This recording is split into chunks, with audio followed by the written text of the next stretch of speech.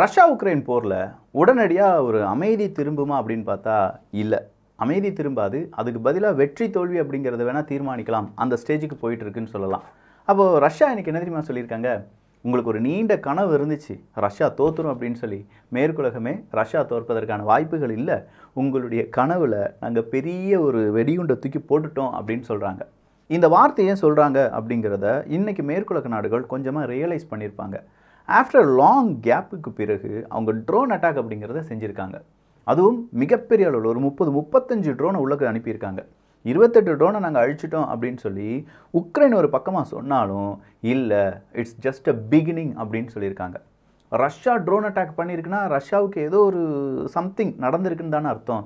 ஆமாம், அந்த நிப்ரோ ரிவரில் உக்ரைன் ரொம்ப பெரிய அளவில் என்ன செஞ்சிட்டாங்க, அவங்கள கிராஸ் பண்ணிட்டாங்க அப்படின்னு சொல்லும்போது ரஷ்யா ஒக்குபைடில் அந்த உக்ரைன் இருந்துச்சுல அந்த இடத்துக்குள்ளே வந்துட்டாங்க. அவங்க எல்லாரையுமே ரஷ்ய இராணுவ வீரர்கள் கொஞ்சம் குவித்தாலும் அங்கே நடந்தது என்னவோ ரஷ்யாவினுடைய தோல்வி தான். இப்போ இந்த தோல்விக்கு பழி வாங்கணும். அது மட்டும் இல்லாமல் இன்றைக்கி கூட ஒரு 5-8 கிலோமீட்டர் ரஷ்யாவினுடைய படை கொஞ்சமாக பின்வாங்கியிருக்காங்க அப்படிங்கிற ஒரு தகவல் அந்த நிப்ரோ ரிவர் அந்த ஏரியாவில் மட்டும், வேறு எங்கேயுமே இல்லை.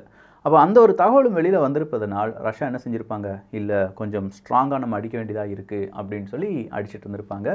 அதே மாதிரி இன்னும் சில இடங்களில் முக்கியமான அப்டேட் எல்லாமே நடந்துகிட்ருக்கு.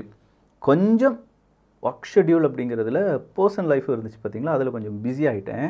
இந்த ஒரு மாதம் இப்படி தான் இருக்கும். ஆனால் அடுத்த மாதம் தெரிக்க விட்டுடலாம், நிறைய கண்டென்ட்டை போட்டு தெரிக்க விட்டுடலாம். ஓகேயா, எல்லாத்தையும் பார்த்துடலாமா?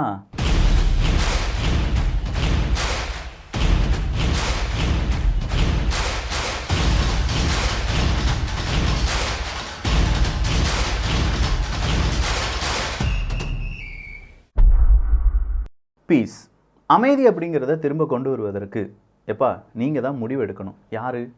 ஜெர்மனி கேட்குறாங்க. பேசாமல் ஃபஸ்ட்டு ஸ்டெப் யார் எடுத்து வைக்கிறாங்க அப்படிங்கிறத நீங்கள் பெரிய விஷயம்.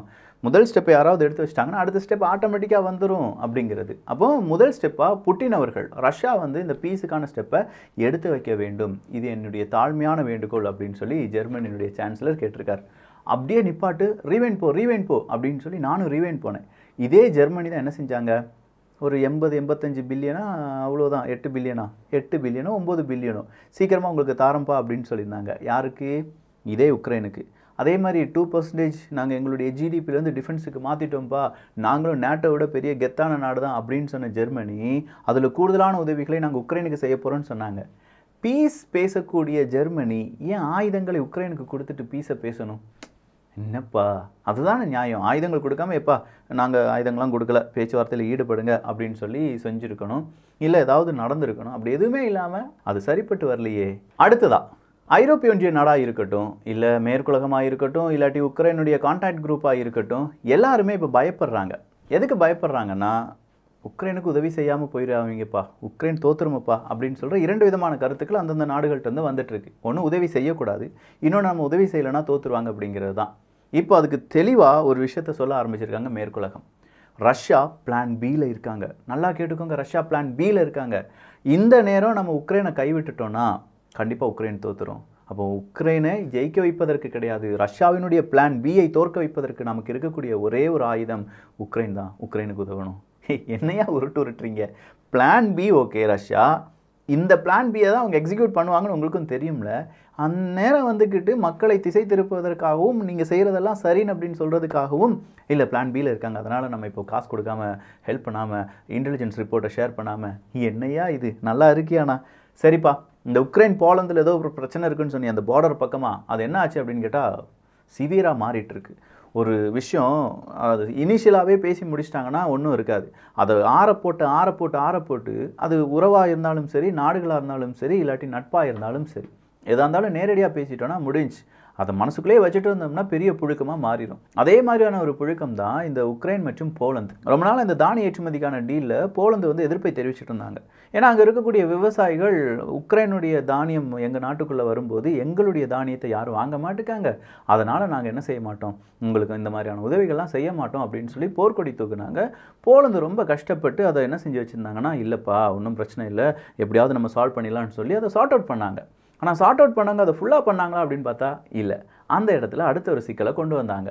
கொஞ்சம் நாட்களுக்கு பிறகு நம்ம என்ன செஞ்சிடலாம், தடை விதிச்சிடலாம் அப்படின்னு சொல்லி. ஸோ போலந்தில் இருக்கக்கூடிய விவசாயிகள் அங்கே மறுபடியும் போராட்டத்தை ஆரம்பிச்சிட்டாங்க. விவசாயிகளுடன் சேர்ந்து அங்கே இருக்கக்கூடிய ட்ரக் டிரைவர்ஸ் இவங்க எல்லாருமே போலந்து அரசாங்கத்துக்கு எதிராக போராட ஆரம்பிச்சிட்டாங்க. அப்போ இந்த போராட்டம் எங்கே வந்துருச்சு அப்படின்னு கேட்டிங்கன்னா, நேராக நவுண்டு எல்லை பக்கமாகவே வந்துருச்சு. இந்த வழியாக தானே உக்ரைனுக்கான உதவிகள் எல்லாம் போயிட்டுருக்கு, போடு, ஹோல்டு பண்ணு, யாரும் அங்கேயும் போகக்கூடாது இங்கேயும் போகக்கூடாது அப்படின்னு சொல்லி ஸ்ட்ரைக்குக்கு கால் ஃபார் பண்ணிட்டாங்க. அந்த ஸ்ட்ரைக் நடக்கிறதுனால கிட்டத்தட்ட 3000 ட்ரக், உக்ரைனுடைய ட்ரக் போலந்தினுடைய பார்டரில் இருக்குது அப்படிங்கிற ஒரு தகவலை இன்றைக்கி உக்ரைன் வெளியில் விட்டுருக்காங்க. அப்போ போலந்துக்கும் எங்களுக்கும் இருக்கக்கூடிய பிரச்சனை உண்மை தான், ஆனால் இந்த மாதிரி ட்ரக்கெல்லாம் இல்லைப்பா வாய்ப்பு இல்லை அப்படின்னு சொல்லியிருக்கிறதுனால ஒருவேளை அடுத்த கட்டமாக போலந்து கூட பேச்சுவார்த்தை அப்படின்னு சொல்லி மறுபடியும் கொஞ்சம் நாட்களுக்கு வேணால் இதை தள்ளி போடலாம். ஆனால் புழுக்கமாகவே இருந்துகிட்ருக்கு என்பது குறிப்பிடத்தக்கது. அடுத்ததாக வந்திருக்கக்கூடிய செய்தி என்ன அப்படின்னு பார்த்தீங்கன்னா, இந்த நிப்ரோ ரிவரில் ரஷ்யாவினுடைய படை பல மைல்ஸ் தாண்டி நாங்கள் அனுப்பி விட்டுட்டோம் அப்படின்னு சொல்லியிருக்காங்க உக்ரைன். இது ஒஃபிஷியலாக இன்னும் ரஷ்யா அறிவிக்கவில்லை, நாங்கள் பின்னோக்கி வந்துவிட்டோம், அதை சொல்லவும் மாட்டாங்கன்னு வச்சுக்கோங்களேன். ஆனால் இதை ரிப்போர்ட்டை இனிஷியலாக சொன்னதே யூகேனுடைய இன்டெலிஜென்ஸ் ரிப்போர்ட் தான். அவங்க தான் சொல்லி வெளியிலேயே கொண்டு வந்தாங்க. அதாவது ட்விட்டர் பக்கத்தில் ஷேர் பண்ணுறாங்க, இந்த மாதிரி இருக்குப்பா அப்படின்னு சொல்லி. ஆனால் உண்மையிலேயே இது நடந்துச்சா இல்லையா அப்படிங்கிறது இனி ரஷ்யா சொல்லும்போது தான் தெரியும். அடுத்ததாக ரஷ்யாவினுடைய president election March 2024 president election நடைபெறலாம். அதில் புட்டின் அவர்கள் இருக்கலாம், புட்டின் அவர்களுக்கு எதிராக யாரும் இல்லை அப்படின்னு சொன்ன அந்த ஒரு கருத்துக்கள் மத்தியில் இப்போது ஒரு ரஷ்யாவினுடைய நேஷனலிஸ்ட் இருக்கார். அவருடைய பெயர் என்ன அப்படின்னு கேட்டிங்கன்னா இகோர் கிர்கின் அப்படிங்கிறவர் தான். ஸோ இந்த இகோர் கிர்கின் அப்படிங்கிறவர் என்ன சொல்லியிருக்காரு, இப்போ ஆல்ரெடி அவர் ஜெயிலில் இருக்கார். அவர் ஜெயிலில் இருந்தாலும் நான் என்ன செய்ய போகிறேன்ப்பா, பிரசிடென்ட் எலெக்ஷனில் போட்டி போடலான்னு இருக்கேன் அப்படிங்கிற மாதிரி அவருக்கு அவருடைய வழக்கறிஞர்கள் இருப்பாங்க, நட்பு வட்டம் இருக்கும், அதன் வழியாக தூதுகள்லாம் அனுப்புகிறாங்களாம். இந்த மாதிரியான செய்திகள் வெளியாகி இருக்கிறது. ஸோ ரஷ்யாவினுடைய அதிபர் புட்டின் வர்சஸ் இகோர் கிர்கின் வர வாய்ப்பு இல்லை, பட் பிரசிடென்ட் அந்த கேண்டிடேட்டாக நான் இருக்கணும்னு ஆசைப்பட்டேன் அப்படின்னு சொல்லி ஒரு வார்த்தையை சொல்லியிருக்காரு. அதே மாதிரி நாவல்னி அவர்கள் இருந்தாங்க, அவரும் இப்போ சிறைச்சாலையில் தான் இருக்கார் என்பது குறிப்பிடத்தக்கது. அடுத்ததான் நம்ம பார்க்க வேண்டியது மிஸ்டிக் பி அப்படிங்கிற அந்த ஃப்ளைட்டை பற்றி தான். ஹை ஆல்டிடியூட் ஏர்கிராஃப்ட் அப்படின்னு சொல்லலாம். ஹை ஆல்டிடியூட்னா கிட்டத்தட்ட 70,000 அடி அப்படியே பறந்துட்டு இருக்கும். எதுக்குப்பா இதை பார்க்குறீங்க அப்படின்னு பார்த்தா உளவு வேலைக்காக இதை யூஸ் பண்ணுவாங்க, இல்லை கண்காணிப்புக்காக யூஸ் பண்ணுவாங்க. ஆனால் இது ரொம்ப நாட்களுக்கு முன்னாடியே சர்வீஸ்லேருந்துலாம் தூக்கி எறியப்பட்டது அப்படின்னு சொல்லி நினச்சிட்டு இருந்தாங்க இந்த மிஸ்டிக் பி அப்படிங்கிற ஏர்கிராஃப்ட். சோவியத் யூனியன், ரஷ்யா அந்த காலத்தில் இருந்தது.